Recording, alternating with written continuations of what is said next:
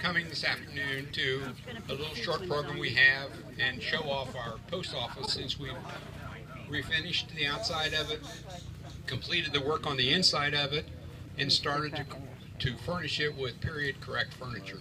So I hope you all get the chance to go in and look around and ask questions. I'll give you a little bit of brief history about the Historical Society. It was formed in 2003. And the purpose of it being formed was actually to move this building to its present site.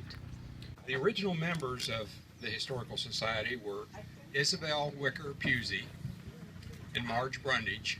They actually co-founded the society as we know it. Also, members were Karen Beasley, Bob McDonald, who a lot of you know. And the ironic thing about Bob was he's a retired postmaster here at Indian Lake. Pat Landis, Al France, Charlie DeMarsh, and Karen Foltz rounded out the original members of the Historical Society. The purpose of the society was to preserve buildings and documents for the future and act as an educational source for individuals, civic groups, and school children. This particular building was built in 1912, and it originally sat on the Wicker property, if you all remember where that is. If you don't, it's the large 15 acres of grass that you pass when you come out here. It's on the right-hand side. And Wicker's had a hotel there, cottages, boat rentals, and this post office sat there and served as the post office for Orchard Island itself. Originally, it was only opened during the summer because the residents were here in the summertime. There were very few full-time residents here on Orchard Island at that point. It was in service from July 29th, 1912 until November 15th, 1926. And the post office, the U.S. Post Office, closed it at that point. After it was closed for 77 years, Isabel Pusey and her sister decided that they wanted to restore and relocate the post office to this location. So in order to do that, they formed the Indian Lake Area Historical Society and applied for grants which helped fund the move and restoration of this building. The rededication for the post office was July 29th, 2004, exactly 92 years after it was originally opened as a post office back in 1912. In 2015, a group of Indian Lake Area Historical Society members gathered out here, painted the outside of the building, did the landscaping around the building, and preserved what we have on the outside today.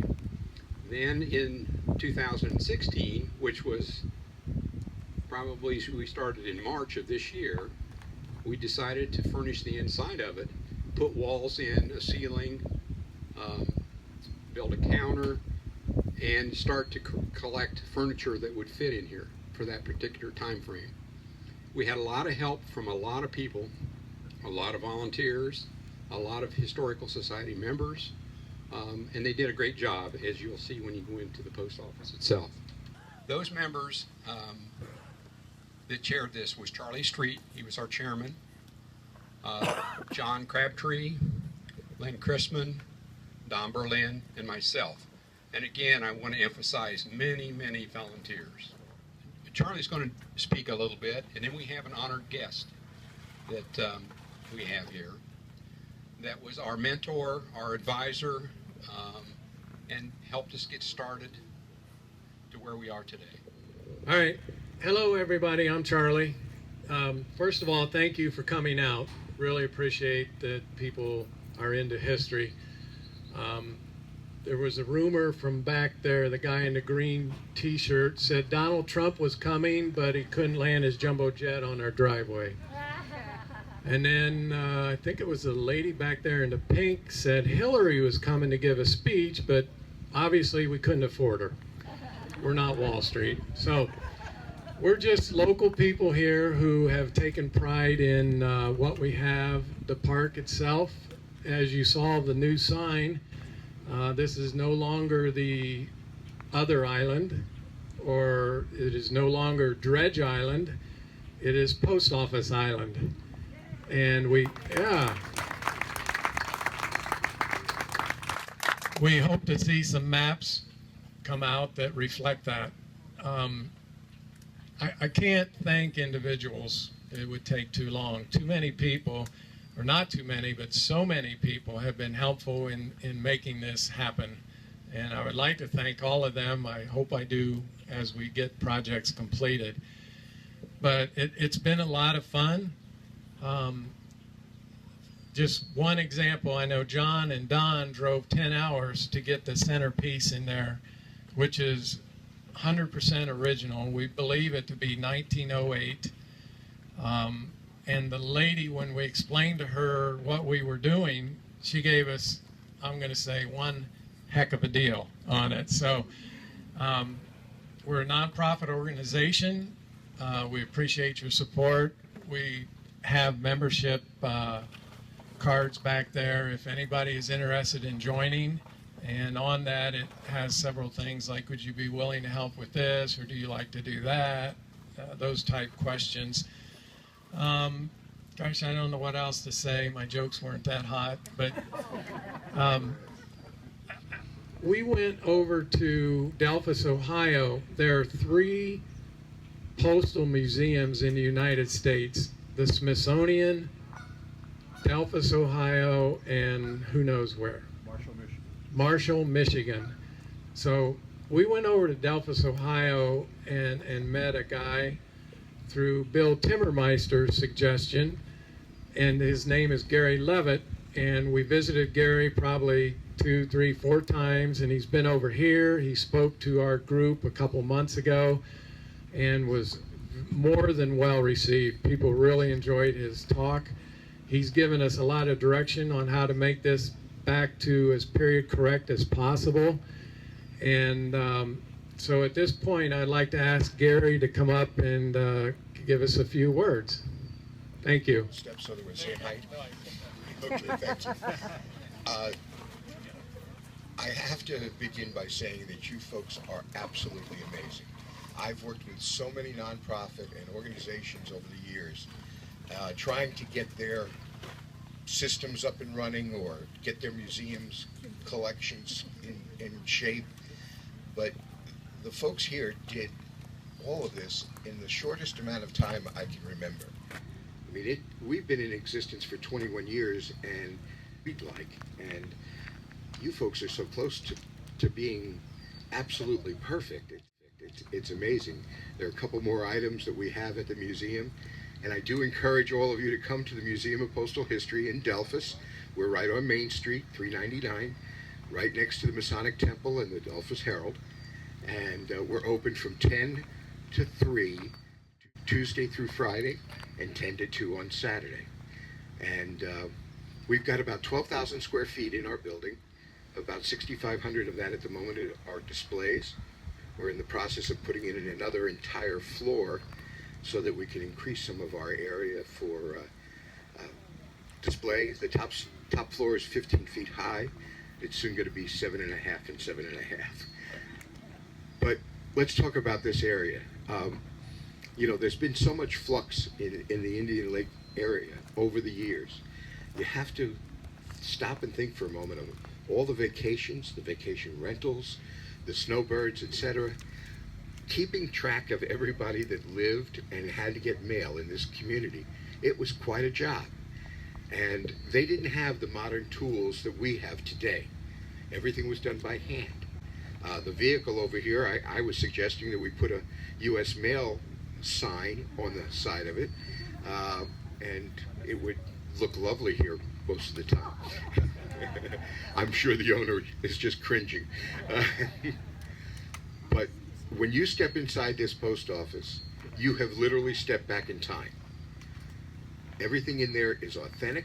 Everything is the way it would have been or could have been. We don't have that many pictures of the interior. If you pick up the history of Indian Lake on page 111, you'll find an article about the post office itself. And it's one of the things that I'm going to suggest to the society that is in there that they do when they can. That's all right. I've had somebody waving something in front of me for the last 10 minutes. But my suggestion is that you use something called pictorial cancellations. It's a form of income. You can sell envelopes with it, cachets. I'm sure you have someone who has artistic ability to take and design an envelope, and certainly I can be of service in getting the cancellation made and done for you. And when you have an event, it's an excellent thing to have. They're called pictorial cancellations. But I could go on and tell you about the post office of that era, and you would all be fried by the end of my speech. So I am just going to say congratulations. I mean, Charlie and John and the others on the committee, Don, etc. I got such a warm welcome from you. By the way, they did take me out to dinner too, and Least we could do. well, yeah, and it was good food. But they did an incredible job of making sure that everything was authentic and done to scale and the way it should be. And they did it in the smallest amount of time I could ever possibly have imagined. From the time they came into my office, which was what, 3 months ago, 4 months ago at the most, till now, when they showed me pictures, there wasn't even any drywall up, there was no floor, there was nothing of any consequence in there.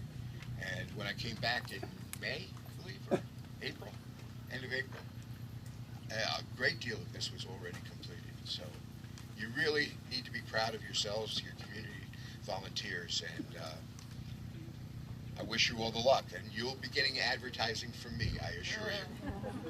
Thank you. Thank you, Gary. I just want to also say that when you come into post office or pick up any of the historical items, you're more than welcome to pick them up, read them, turn them over. Please do. It's really cool to see stuff dated 1919 to Chicago, Illinois. No street address. I mean, it's amazing. Also, there's some ice cream down here, some small flags if there's children, water if you're hot, and other than that, please, please, please touch and feel history. Take advantage of it. I have just two more quick items for you. We mentioned earlier about the membership to the Historical Society. It's $10 a year for a single person, $15 a year for a family, and $25 for business. We have a monthly meeting, and it's usually held in the Galilee Lutheran Church, which is down the street from Aunt Millie's, where everybody knows. And we have interesting speakers come in, like Gary, and speaks about history, tells us a little bit about history in a particular area. We've had some good speakers this year. We have some more lined up for the rest of the year. So please consider joining us. We have that meeting on the fourth Monday of the month at 7 o'clock. So again, please consider that for us. Okay, now, as far as Mr. Levitt goes, we have something we'd like to present to you for your help to show our appreciation for all that you've done for us in a very short time. And we hope our friendship continues. And we would like to present a certificate of appreciation and a lifetime membership to the Indian Lake Historical Society. Thank you very much. Certainly a pleasure.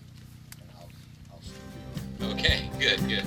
Well, thank you very much, and please continue to look around, ask questions,